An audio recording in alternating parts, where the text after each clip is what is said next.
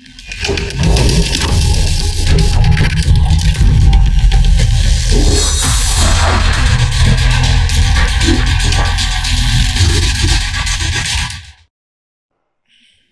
Assalamualaikum, salam sejahtera, salam Malaysia Madani dan selamat datang atau selamat kembali kepada Kursi Biru, tempat di mana kita duduk berbual tentang politik, kuasa, perjuangan dan juga negara kita. Tempat kita duduk ni kita fikir, bincang dengan tenang dan rasional, dan terima kasih kepada semua yang masih setia bersama Kursi Biru. Untuk orang yang baru pertama kali menonton, selamat datang. Untuk orang yang kali terakhir menonton malam ni, selamat tinggal. Okey, hari ini kita bawa satu topik yang sangat dekat dengan hati ramai ibu bapa, guru dan pelajar sendiri, iaitu isu buli. Tapi sebelum itu, saya kenalkan diri saya. Nama saya Syed Ahmad atau Ultimate. Dan saya Aiman Alias. Dan hari ini kita ada satu panel khas kita, iaitu Datuk Jeannie Lim Siu Lin, Ketua Penerangan Wanita Keadilan. Datuk, apa khabar Datuk? Khabar baik. Okey, Datuk. Begitulah dia. Okey, secara rasminya kita punya topik hari ini ialah buli dan budaya.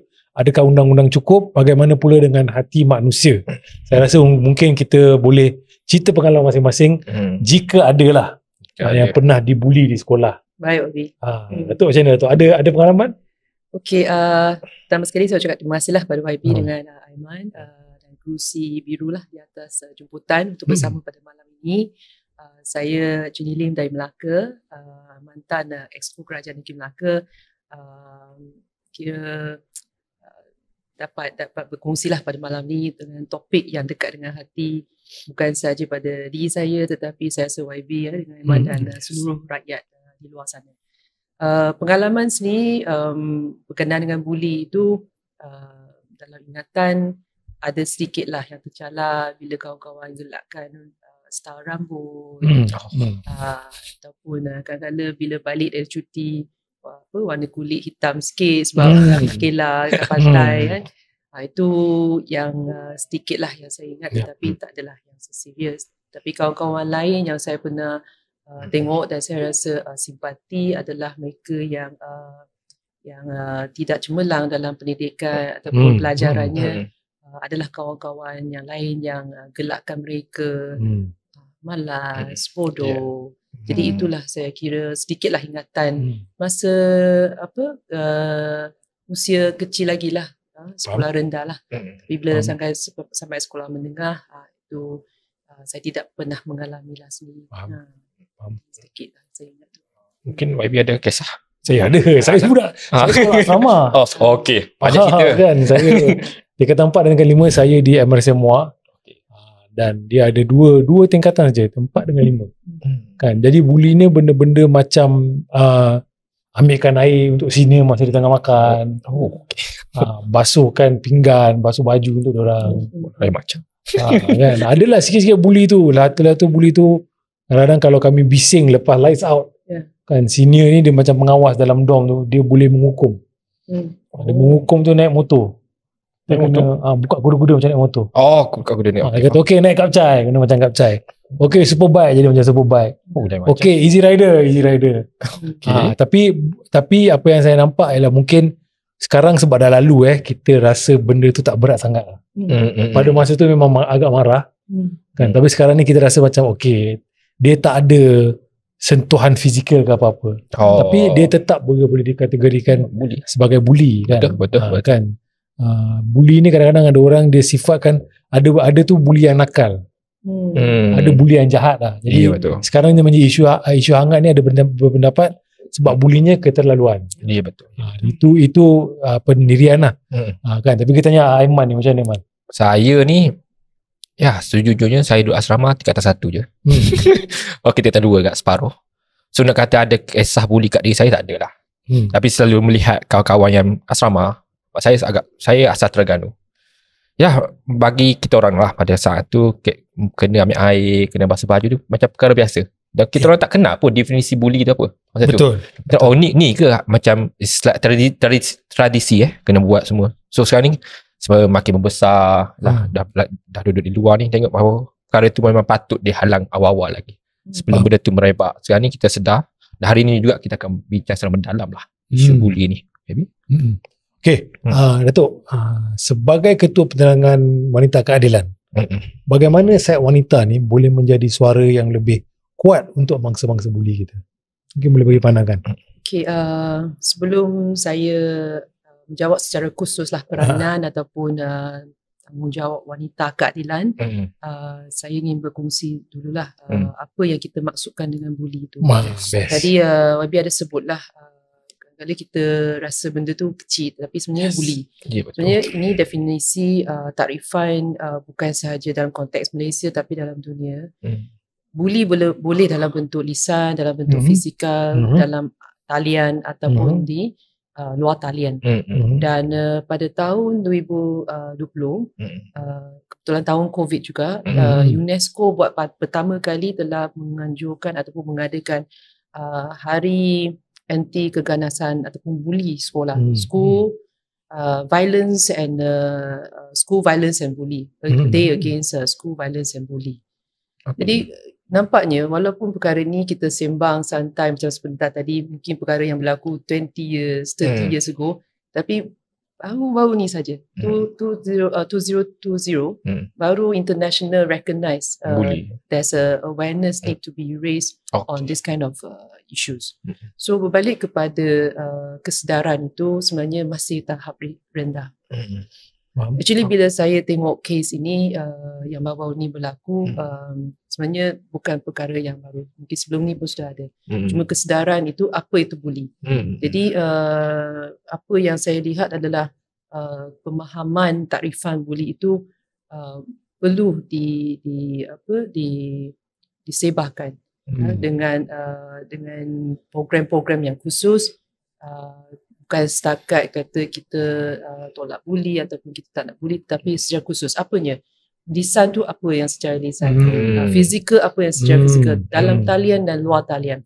Sebab kita membicarakan sekarang anak-anak kita, we are talking about young kids, we're talking about adults. So young kids kalau tidak ditangani ataupun diatasi dengan baik, kesannya daripada kecil sama ada dia menjadi antisocial ataupun dia hilang minat, hilang yakin dalam pelajaran, and at the end dia tercicir. Ataupun paling lebih malangnya adalah mungkin dia sendiri jadi pembuli. So this kind of thing has to be tackled daripada usia yang kecil. Tapi walaupun usia yang kecil, yang boleh kena pasti siapa? Ibu bapa di waktu kerja, banyak masa di waktu kerja lah. Tapi banyak masa adalah di sekolah. So peranan cikgu, peranan kaunselor dan peers. Saya ingat lagi bila tadi YB sebut kan, actually sekolah menengah tu kita nampak peranan peers support tu sebenarnya sangat penting. Saya ingat rakan pembimbing rakan sebaya, PRS. Yes. Saya rasa program itu sangat baik sebab tak semua pelajar berani jumpa kaunselor. Satu, tak kenal kaunselor dah lah. Kecuali kaunselor tu pakai baju vest. Yang blindness. Saya ingat ada satu masa cikgu pakai vest, kita tahu ni kaunselor. So ada masalah kita akan pergi jumpa dia. Tapi kalau tak, you nak kenal nama pun susah kan? Betul. Tapi kalau peers, kita setiap kelas ada seorang ataupun setiap darjah ataupun tingkatan ada satu, then it's easier, then they can also play a role. Jadi yang saya lihat adalah kesedaran untuk memberitahu apa yang boleh, apa yang tak boleh. Dia macam kalau budak kecil lagi 3-4 years old, sebelum anak-anak kita masuk sekolah, kita ajar dia apa tu sentuhan yang baik, apa yang sentuhan yang tak baik. So dia dah tahu dah, dia dah red alert. Samalah bila dah masuk sekolah, what kind of communication yang dibenarkan, what kind of action yang dibenarkan dan tidak boleh, dan mereka akan maklumkan. Saya rasa yang itulah saya kata yang penting. Cuma di peringkat wanita keadilan, dalam isu yang baru-baru ini kita telah menyuarakanlah prihatin, sokongan dan solidariti, dan bukan sahaja kepada keluarga secara khusus tetapi bersama dengan seluruh rakyat Malaysia lah. Hari ini kita dapat lihat rakyat yang prihatin memakai baju Justice for Zara. Ada truk, lori yang pasang banner Justice for Zara. Kenapa? Ini bukan satu isu yang isolated. Dan saya kira saya boleh empathy dengan mood ataupun emosi rakyat di sana yang Ya. marah. Yep. Because tidak menafikan bukan kes ini saja, mungkin bukan dalam kes ini, tetapi mungkin kes-kes lain yang ibu bapa rasa ada penutupan. So that is our challenge. Sekarang walaupun hari ini kita lihat dari segi undang-undang yang ada dalam topik yang hari ini pun kan, undang-undang cukup. Whether is enough.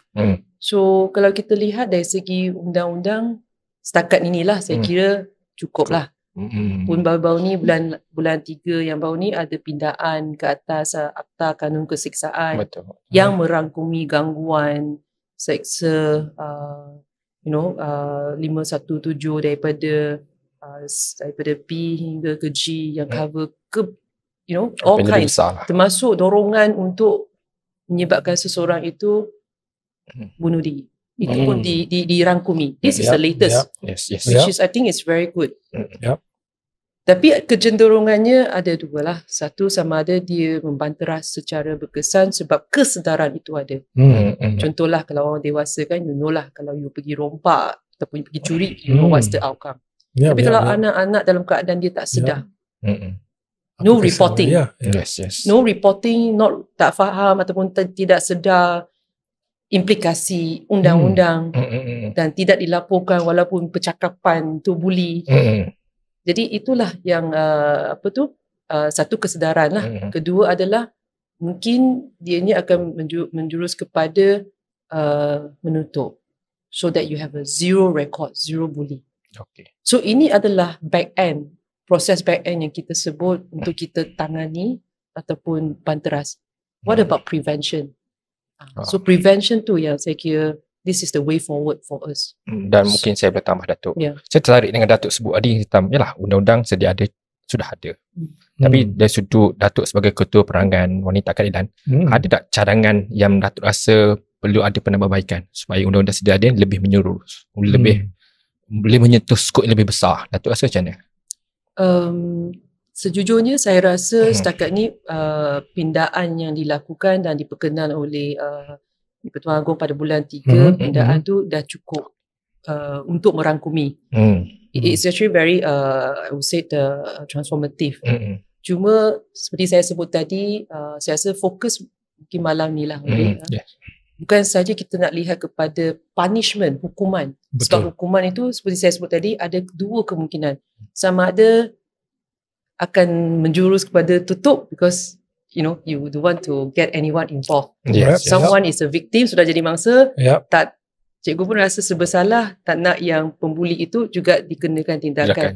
Tak semestinya dia nak melindungi, tetapi rasa simpati tu mungkin ada. So dah sampai tahap tu it's too late. Ataupun satu adalah ada kesedarannya dengan tentang undang-undang, tapi berapa ramai akan baca undang-undang kan? Jadi bila ada kesedaran mungkin dia tidak akan buat. Tetapi ini adalah later stage, fasa yang saya kira akhir lah. Fasa yang awal ialah preventive. So preventive tu adalah bagaimana kita boleh perbanyakkan kemudahan ataupun servis kaunselor. Seperti saya sebut dari awal tadi, activatekan kita punya pembimbing rakan sebaya, tengok model-model negara luar yang best practices.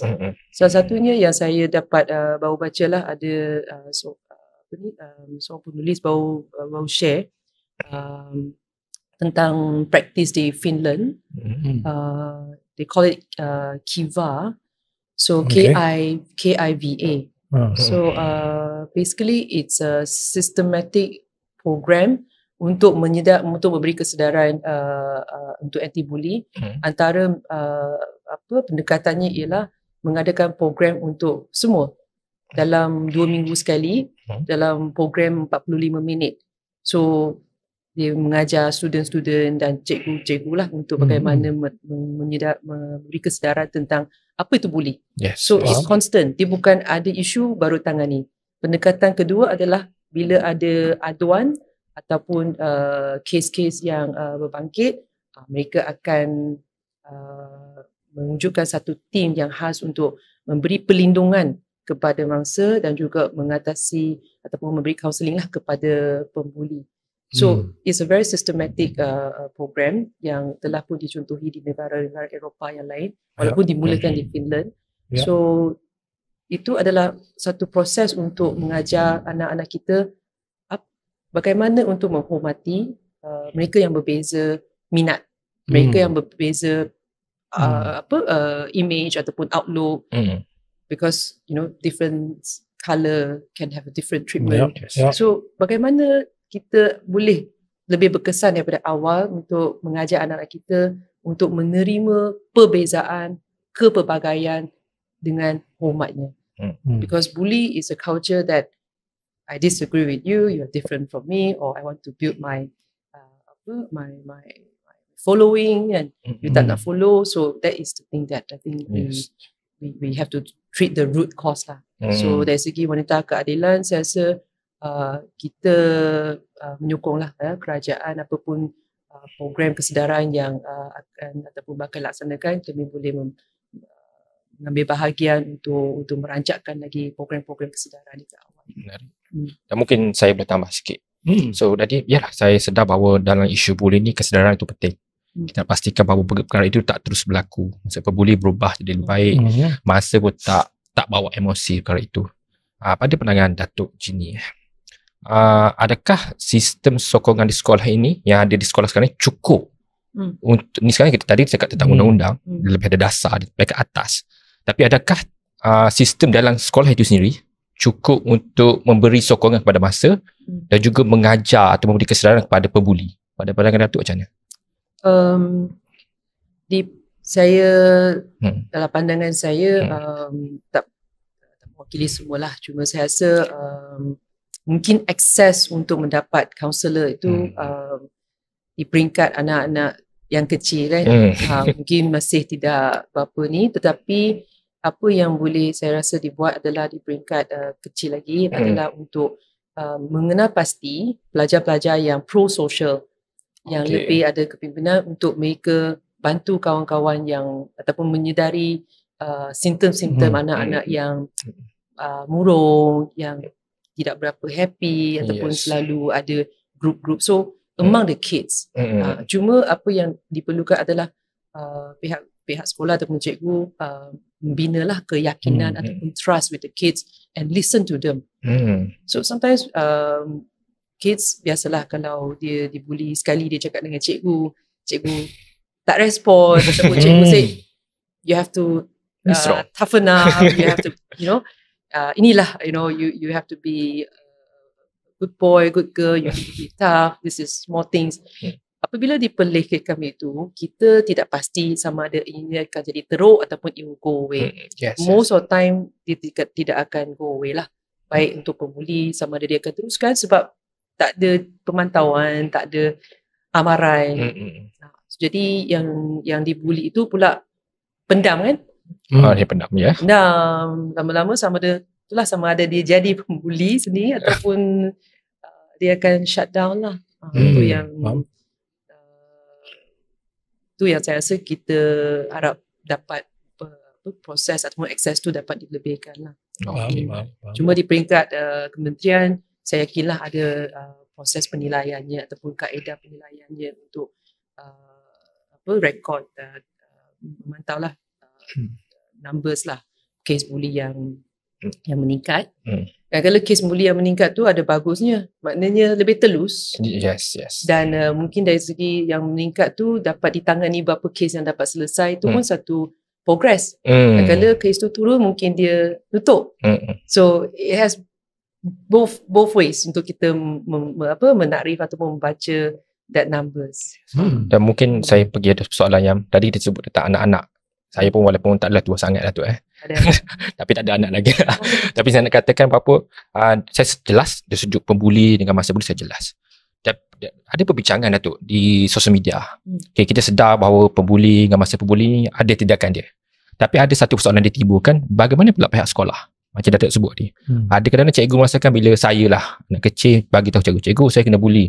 Cikgu rasa awak kena jadi kuat. Awak tak boleh layan tu. So pada pandangan Datuk, adakah tindakan perlu juga diberikan kepada pihak sekolah supaya mereka lebih bertanggungjawab bila ada laporan tentang bully ni oleh anak-anak kita? Pandangan Datuk macam mana? Saya ingat tahun I think tahun 2000, awal 2000, UNICEF pernah ada satu program lah dengan Kerajaan Malaysia melalui Kementerian Pendidikan, di mana mereka menunjukkanlah manual untuk mengatasi ataupun menangani buli sekolah ini. Cuma mungkin dalam proses ni perlu ditambah baik lah. Memandangkan ruangan pembelajaran samalah, bila ada ruangan pembelajaran tu bertambah melalui atas talian ataupun dalam talian, ruangan buli juga akan mungkin bertambah. Ya, betul. So mungkin menu tu boleh tengok balik ataupun tambah baik, dan melihatlah good practice yang diamalkan oleh negara lain. Seperti saya sebut tadi, it's very significant lah bila saya tengok macam tahun 2020 di Perancis, because of one of the incident lah, cikgu yang dibunuh oleh pelajar dia, 2020. Refer balik the case lah. So dia ada satu conference, international conference on hari tolak ataupun menghentikan keganasan sekolah dan buli. So time tu baru timbul this kind of issue, that how to prepare atau school ataupun menyediakan sekolah ataupun cikgu untuk lebih sistematik untuk menangani isu ni. Sebab tu one of the program yang dilaksanakan iaitu KIVA oleh kerajaan Finland tu antaralah yang so far, sebab dia dilaksanakan dikaji selidik oleh universiti dan dilaksanakan berdasarkan bukti-bukti evidence based, nampak lebih berkesan lah sebab dia sistematik. Dia bukan ada isu bawah tangan ni, dia sistematik dan proaktif. So dan kerajaan Finland sendiri pun mengakui setelah 10 tahun mereka melaksanakan kempen no bully masih gagal. So when they run this program, evidence yang menunjukkan lah ada pengurangan. So maybe we can also study that lah. Okay, menarik. So tadi kita cakap tentang isu dasar dan undang-undang. Tapi saya rasa Datuk sedar bila melibatkan isu buli ni, ada berapa maklumat-maklumat yang tidak benar tersebar luas di sosial media, menyebabkan berlaku salah faham lah di kalangan masyarakat. Supaya sebelum ni kita sedar bahawa ada seorang cikgu menyebarkan satu perkara yang tidak benar sehingga disiasat oleh SKM ataupun FCNC, dan cikgu itu mengatakan bahawa saya sebar ni sekadar konten saja. Pandang-pandang Datuk, kenapa isu ataupun fitnah ini senang tersebar di media sosial? Padahal Datuk, adakah rakyat kita ataupun mindset rakyat kita tidak cukup matang, ataupun ada perkara yang perlu kita tambah baik agar isu ataupun perkara fitnah ni mampu kita bendung sebelum dia merebak lebih jauh? Kita boleh melihatlah banyak kes-kes yang berlaku disebabkan sebaran maklumat ataupun informasi yang tidak benar yang menjurus kepada kekecohan. Sehinggalah kehilangan nyawa pun ada. Jadi kenapa ini terjadi? Banyak sebab lah. The easy access to internet and all this kan. Sebab tu walaupun di peringkat nasional kita ada akta-akta lah. Akta jenayah komputer, akta komunikasi dan multimedia and all this. Tapi kesedaran tu masih kena berbalik kepada family, keluarga lah, untuk memberi kesedaran pada anak-anak dan juga pihak sekolah untuk mengatasi, kita panggil cyber bully. Supaya kita tidak dibuli dan kita tidak jadi pembuli. Dan sebaran ini sebenarnya dalam especially dalam kes yang baru-baru ini memang kira menyentuh lah, sebab apa pun kita dapat baca daripada social media kan. Cuma respon rasmi daripada kerajaan itulah yang patut dijadikan panduan, di mana Menteri Keselamatan Dalam Negeri Datuk Seri Saifuddin pun telah menegaskan proses undang-undang itulah yang patut dijadikan asas, bukan hebahan fitnah ataupun maklumat yang tidak benar dalam social media. Sebab kita perlu ada proses undang-undang untuk memastikan keadilan dapat ditegakkan dalam proses ini. Kalau tidak ada, ia akan jadi kucak kacir dan kecoh. Faham. Okay, Datuk, ni media sosial ni dia satu ruang di mana betul-betul saya rasa paling dekat lah kepada kebebasan bersuara yang tulen lah. Kita bercakap apa kita nak kan. Dan ini juga salah satu kesan ni ialah dia juga membuka pintu fitnah lah. Kan, pada pandangan Datuk, bagaimana kita boleh seimbangkan realiti kebebasan bersuara dalam media sosial ni dengan tanggungjawab moral ahli-ahli masyarakat. There is a balancing game kan. Ya. Yalah, bila kita sebut kebebasan bersuara itu memanglah dijamin dalam Perlembagaan Persekutuan, dijamin dalam International Human Rights Declaration kan. Tapi adakah kita masih dapat menikmati kebebasan sekiranya ianya melanggar undang-undang? Jadi hari ini kita dapat lihat dalam proses ini bukan sahaja mereka yang terlibat dalam kes ini di peringkat sekolah, tetapi salah seorang yang menyebarkan maklumat yang tidak benar itu juga diambil tindakan. So itulah saya rasa ketegasan itu daripada pihak kerajaan memberi satu signal yang ataupun satu message lah yang jelas supaya tidak ada lagi mereka yang ingat yang mereka boleh lepaskan diri dengan akaun palsu ataupun identiti palsu, boleh buat fitnah sebarangan, tidak perlu bertanggungjawab kerana mereka ingat nama mereka tidak terpapar. Itu tidak akan berlaku sebab kerajaan telah menunjukkan akta-akta yang berkaitan untuk membanteras fitnah-fitnah ini boleh saja akan ambil tindakan kepada mereka yang melanggari undang ini. Itulah saya kata dewasa sepatutnya lebih tahu kalau kita kata kes-kes buli ini, kanak-kanak kita fahamlah mungkin mereka dalam proses belajar sampai tahap terlanjur ataupun terlebih mereka buat sesuatu. Tapi kalau dewasa pun terlibat dalam proses buli ini, ini memang tidak dapat personal level lah, nak kata maafkan lah, apatah lagi melibatkan undang-undang yang memang ada depan mata dan mereka tidak mengambil berat dan serius tentang ini. Baik, okey. Mungkin soalan tambahan mungkin di sini ialah selain daripada tindakan undang-undang lah, kan, adakah mungkin kita perlu melihat kepada menganjurkan modul pendidikan literasi media di sekolah supaya anak-anak kita lebih awal dilatih nilai maklumat.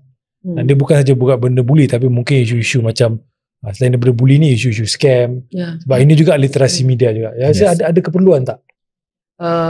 Dengan pendedahan terhadap social media ataupun internet yang pada usia yang lebih muda, untuk anak-anak sekarang memang perlu. Saya ingat YB, tak malulah saya cakap saya first time terdedah pada internet umur 16 saja. 16. Lepas tu form 3 first time. So sekarang anak-anak berapa? 5 tahun. Umur 5 tahun, 6 tahun mungkin lagi awal dah. Jadi memang perlu supaya mereka dapat kenal pasti. Simple form. Dan pada masa sama sekatan masa ataupun waktu untuk terdedah pada internet pun perlu dihadkan lah, supaya tidak mereka hilang fokus dalam pembelajaran. Tapi formal education program di peringkat sekolah saya rasa adalah keperluan lah untuk supaya tidak ada yang terlepas. Kalau individu secara kesedaran sendiri usaha masing-masing untuk mengetahui, mungkin ada yang tidak memberi perhatian kan tentang bahayanya ataupun risikonya di cyber, apa yang terdedah di luar dan apa kaedah ataupun saluran yang boleh mereka membuat aduan, yang boleh mereka membuat laporan. Itu pun penting, saluran. Setakat ni yang kita tahulah, ada talian kerajaan talian Nur dan kerajaan juga ada WhatsApp hotline untuk melaporkan kes-kes buli. Itu juga perlulah diperhebahkan lagi. Dan mungkin saya pergi kepada jawatan Datuk lah sebagai Ketua Penerangan Wanita Keadilan. Kita sedar bahawa di peringkat kerajaan memang dekat saya ada menyatakan bahawa kanak-kanak umur 30 tahun tak boleh ada phone, tak boleh ada akses pada internet sebagainya. Tapi di peringkat Wanita Keadilan, apa usaha daripada peringkat Wanita Keadilan untuk dalam kita mempromosikan budaya-budaya yang lebih sihat, budaya-budaya yang boleh membina kepada anak-anak kita, bukan anak-anak saja, tapi kepada masyarakat. Datuk? Saya tanggungjawab untuk wujudkan budaya tu besarlah. Kalau nak wanita keadilan, kita boleh melalui program-program literacy, cyber literacy tu, kita boleh menggerakkan program-program tu di peringkat KUB. Ada pun wanita-wanita sedang melakukannya dengan agensi kerajaan. Tapi apa yang lebih penting adalah institusi kerajaan secara keseluruhan bersama dengan NGO yang memang ke depan lah dalam isu hak kanak-kanak, isu literasi cyber, untuk kita bekerjasama lah untuk menjadikan kes yang baru-baru ni pengajaran supaya Allahyarham menjadi satu ikon lah untuk kita bersatu padu untuk mengatasi ketakutan, kesedihan, kekecewaan, supaya kita dapat menjadi lebih tabah dan kuat dan fokus dan beranilah untuk mengambil langkah seterusnya. Satu benda yang menarik perhatian saya ialah sebab kes sekarang ni arwah Zahra ni dia berlaku beberapa bulan lepas. Last month kan. Jadi Datuk mention tadi dalam penjelasan ada pindaan akta yang diperkenan yang di-Pertuan Agong bulan 3. Kan, maknanya ia dibahaskan sebelum tu lagi. Kan, jadi saya rasa ini memang pertama sekali dia menunjukkan memang kerajaan sudah cakna dan prihatin tentang isu ni.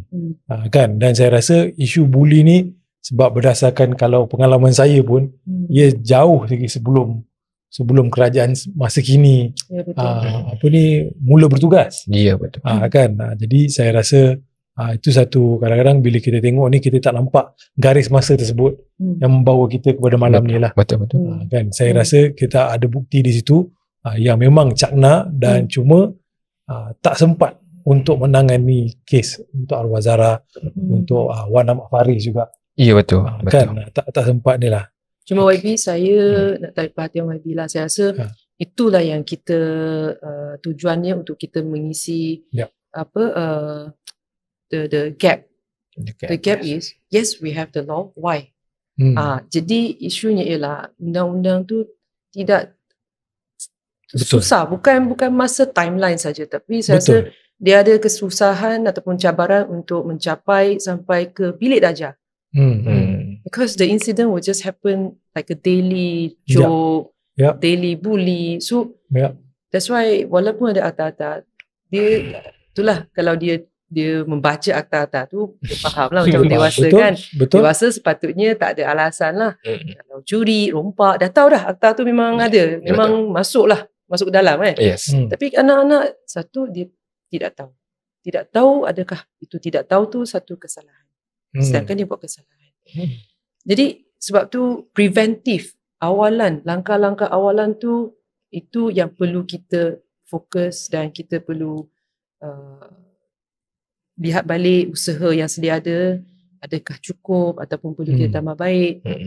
PRS, pemimpin rakan sebaya, program yang general untuk anak, untuk kanak-kanak, untuk anak sekolah, regularly, kesedaran tu regularly. Yes. Melalui program, melalui game. Satu-satu saya tengok yang video yang Kiva buat game tu ialah dia letak kertas di belakang, tampar kat belakang semua pelajar. Tulislah perkataan-perkataan yang baik tentang kawan gitu. Okay. Walaupun benda tu kecil, Tapi bayangkan seorang kanak-kanak tu selalu kena bully. Tiba-tiba ada kawan yang kata Pandai. Kacak. Ada masa boleh tak kita bermain bersekali. Something very warm. Yang kita rasa benda tu mungkin kita dah dewasa, kita dah rasa maybe sometimes also we need that kan. So untuk kanak-kanak kalau hari-hari biasa dah kena ni, lepas tu ada time. Jadi the program itself dia break the kind of the cycle. So itu yang saya kata program yang general untuk semua, ada tak ada case pun dia akan buat. Jadi regular. Cuma program yang khas adalah untuk pada kes-kes yang berlaku, wujudkan tim yang membantu melindungi further. Itu proaktif lah. Yes. So saya kata preventif penting walaupun kita dah ada hukuman. Hukuman tu tak janji preventif. Ya, betul. Yang saya risau dia lagi menjurus kepada tutup. So that So dia sebab dia tak sampai kes, dia tak necessary sampai kes jenayah lah. Betul. Because dia tutup, dia sekadar cakap mulut kan. Ya, betul. So mungkin tu yang kita susah nak kesan. Yes. Akta tak boleh nak capai ke tahap itu. Betul. Tadi kita sebut tentang undang-undang, tentang dah skop politik. Saya rasa YB, Datuk, dua-dua ada anak. Betul. Bagi pendapat Datuk, apa harapan Datuk sebagai mak lah tentang isu buli ni? Serengkas. Ni skop sebagai mak lah. Saya rasa kita perlu melalui apa kaedah pun lah, sama ada formal ataupun tak formal, untuk pastikan anak-anak kita tahu apa itu buli. It can happen in the toilet. You pergi toilet, mungkin ada yang gurau you tak rasa selesa. Okay, bila tak rasa selesa, siapa nak mengadu? Cikgu garang. Adakah cikgu boleh ubah? Ataupun cikgu ada cikgu kaunselor yang nampak memang pelajar tahu, okay, cikgu kaunselor ni ada pakai vest yang dengan muka yang happy. Ada satu badge, happy. Saya rasa masa dulu pembimbing rakan sebaya dia pakai badge yang muka smiley face tu. During my time lah. So that kind of accessibility tu saya rasa dapat membantu. Yang penting dia tahu, dan it's a universal thing that masing-masing sama ada cikgu ataupun pelajar tahu itu adalah satu buli dan tidak boleh terima. Kedua adalah untuk mengajar mereka ke depan lagi adalah menerima perbezaan dan kepelbagaian antara rakan-rakan. Tak semua kena main bola. Ada yang suka membaca. Buli orang yang suka membaca. Right not? That kind of thing. Bulat kan dipanggil dia kan. So how to teach our kids. Very real, right? Saya tak tahu, dah ada anak. Tak kahwin lagi. No, because it's very real. You just want them to be like you. The bully punya the kind of mentality lah. Bila ada yang tak follow, dia gang up the rest. This is not right. This is bad. So yang budak tu kadang-kadang kalau dia tahu ada kesedaran, ini is bully. Saya akan mengadu pada cikgu, dan saya yakin dan saya percaya, bukan saya yakin, saya percaya cikgu saya akan tahu sebab cikgu yang bagi tahu saya ini adalah bully. Tapi kalau saya tak tahu dan cikgu pun ada pemahaman yang berbeza, the gap is there, saya akan terima lah, salah lah saya baca buku ni. Baik saya ikut dia orang pergi belasah orang, ikut lah contoh. So they lost their self-confidence and interest in things that they want to do. Lagi dia bertahan, kalau kawan ni tak ada amaran, lagi dia kenakan dia. Berapa lama boleh tahan? Things like that, if more serious. I don't know. I might be exaggerating, but I think understanding what is bully on both and all the fronts lah. Student dengan cikgu tu sangat-sangat penting. So the kind of a program, systematic and a regular program must can be considered lah. Pandangan YB pula macam mana? Datang sebagai ayah. Sebagai ayah Sebagai mak, sebagai ayah. Okay, saya rasa buli ni satu isu yang pemegang taruh dia semua orang. Okay. Pelajar, pihak institusi pelajaran, masyarakat, ibu bapa, semua terlibat. Semua ada interest lah. You're all stakeholders kan. Pesanan saya mungkin ialah ini salah satu cara untuk anak-anak kita sebagai individu mengenali diri masing-masing. Sebab mungkin apa yang awak rasa bully bukan orang yang rasa bully. Ya betul. Ya betul. Kan betul, macam betul. saya tu macam dia suruh ambil air untuk sini. Saya dulu kalau yalah balik kampung kan nak ambil air untuk pakcik. Jadi kita rasa benda tu itu biasa. Normal. Tapi sebenarnya ada orang lain rasa benda tu bully. Yes. Kan. Dan dia rasa kalau kita kena ajar anak kita, kalau dia rasa dia dibuli, dia tak pasti. Kalau dia rasa ataupun dia tak pasti, aku kena bully ke tak ni? Pergi tanya cikgu. Okay. Kalau cikgu rasa okay, you kena toughen up pun problem juga. Problem jugalah. Tapi akan ada orang tu, dia tengok saya kena bully, dia tengok saya. Macam mana? Sebab anak saya kadang-kadang gaduh sebab tu. Kakak dia tengok adik dia marah. Kenapa ni? Dia tengok adik. Saya kata come on lah. Kan? Betul. So dia tak ada dan tak boleh dinafikan. Sekarang ni, zaman sekarang ni, dia punya bullynya lebih kurang bully fizikal. Berbanding dulu, saya rasa. Kan? Sebab kita tengok kes arwah Zara ni, dia bukannya pada malam tersebut, malam tersebut dia cerita. Kan? Nampak sangat dia banyak sakit yang dirasakan oleh arwah adik Zara ni ialah sakit pada dalam, bukan fizikal. Yes. Kan? Jadi kita kena tengoklah dia lebih kepada apa kita rasa tu bully, apa tu yang memang terang-terang bully. Terang-terang kita tahu. Kan? Kadang-kadang kita kena tengok juga benda macam tu. Di sini saya rasa permainan kaunselor sekolah, PRS semua dapat dimainkan di situ. Kadang-kadang PRS ni macam Datuk cakap lah, dia takut, dia risau atau dia sukar nak pergi cikgu. Stigma. Dia pergi takut stigma. Kadang-kadang orang nampak apa kau masuk bilik kaunseling. Betul tak?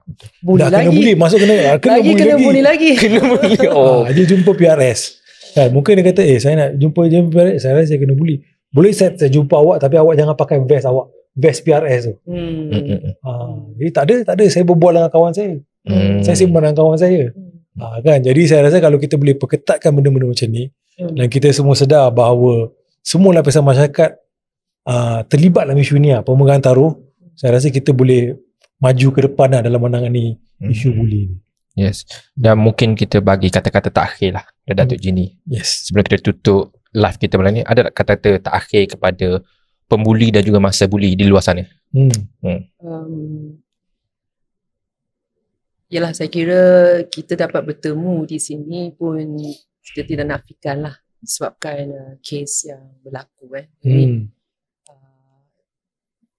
Memang tepat masanya lah untuk kita melihat kerangka undang-undang yang ada, proses undang-undang yang telah pun berjalan, dan way forward lah untuk kita bersama melihat kepada jurang yang masih ada, bagaimana kita boleh menggabungkan tenaga lah, baik daripada peringkat kerajaan, NGO, parti politik, sekolah kan, dan anak-anak sendiri, kerana mereka lah yang menjadi sasaran utama lah untuk dalam proses ini, untuk sama-sama kita atasi melalui pengalaman yang ada lah, dan juga best practice yang ada di negara-negara lain kita boleh contohi, kita boleh belajar supaya ia lebih membantu ke atas apa yang kita dah ada. Seperti saya sebut tadi, kerangka undang-undang kita saya kira dah cukup progresif, dah cukup lengkap, merangkumi hampir semua aspek. Saya rasa it's very good, to be honest. Cuma jurangnya ialah dia tak boleh capai sampai bilik darjah. Dia tak boleh capai sampai tandas sekolah. Dia tak boleh capai sampai tandas sekolah. Sebab benda tu boleh berlaku bila-bila masa, pada sesiapa, anytime. Kita tak bicara lagi, gangguan sexual on sexual tak semestinya untuk girls, boys also can happen. Betul. Do they know? And what is the school punya reaction untuk supaya zero bully? Itu pun satu benda yang so whether we want to take a more radical action, that is something to discuss. I think we trust our government, our ministries are working very hard on this. Kalau kita lihat kes yang baru-baru ni, memang tidak pernah ada satu masa ataupun satu time pun untuk let go ataupun give up to find the truth. Dan hari ini kita dapat lihat keadilan dan kebenaran ditegakkan melalui proses undang-undang dan komitmen semua pihak. Yang saya kira amat terharulah. Yes, kita marah because perkara ni bukan isolated. Mungkin sebelum ni ada kes-kes lain. Kita kecewa sebab mungkin ada pihak-pihak yang cuba tutup in the past maybe, but way forward, let's work together and have trust in our government, have trust in the process, the proses undang-undang untuk kita membina balik keyakinan pada institusi kerajaan. Yes. Okay, kita tambah lagi sikit ni. Ada beberapa hari lepas di Melaka kes di Sungai Udang. 20 pelajar perempuan ada laporan dia kena buli lah. Kan, sebab kita tahu kes buli ni macam cakap tadi bukan saja terhad kepada mana-mana jantina. Dia merupakan satu universal, yang berkisahkan kuasa lah, power play. Orang panggil power play lah. Jadi saya rasa mungkin Datuk boleh ulas sikit sejauh mana usaha sayap wanita dalam cemahkan kes ini atau menangani kes ini supaya budaya power play ni tidak dinormalisasikan dalam apa jua organisasi. Sebab dia bukan je kat sekolah sebenarnya buli. Kat pejabat. Kat pejabat pun ada juga. Yes. Keadaan yang berlaku dalam dunia dewasa dan kanak-kanak membelai lah. Ya, betul. Sebab dewasa kita expect your adults, you should know the law. You can read, But kanak-kanak dia tak tahu. Dalam keadaan ni memang program-program kesedaran tu sangat penting lah. Yes.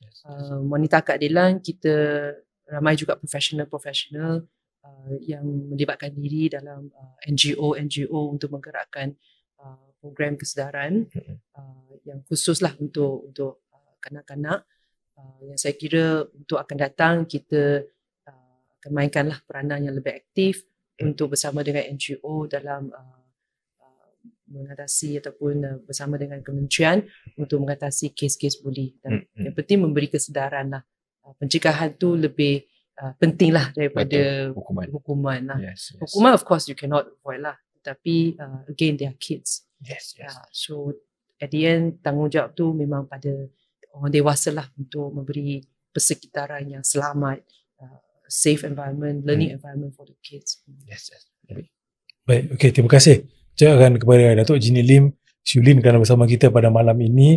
Kita dapat mengupas sedikit sebanyak walaupun dia satu isu yang ada banyak nuansanya kan, banyak terperincinya, tapi kita dapatlah dalam masa yang singkat ini. Kita harap perbincangan ini dapat membuka mata banyak pihak dan mencetuskan jalan ke depan untuk menangani isu ni lah. Kan, saya ucapkan terima kasih kepada Datuk Jeannie Lim. Sekali lagi nama saya Syed Ahmad atau Ultimate. Dan saya Aiman Walias. Okay. Sampai jumpa lagi dalam edisi seterusnya Kerusi Biru. Terima kasih. Salam Malaysia Madani.